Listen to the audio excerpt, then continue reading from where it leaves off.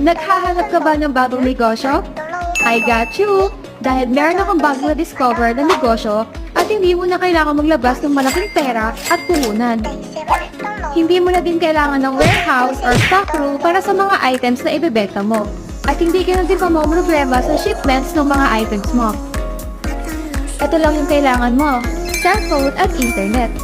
Ang gagawin mo lang ay mag-download ng Sitaw app or visit Sitaw app sa kanilang website at www.sitaw.co. Dito sa Sitaw app, ikaw ang magiging reseller ng mga items nila.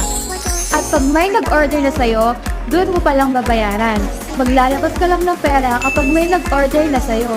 O diba ang dali? Siyempre, kailangan mo munang mag-sign up at mag-create ng account. Ganito po ang makikita nyo.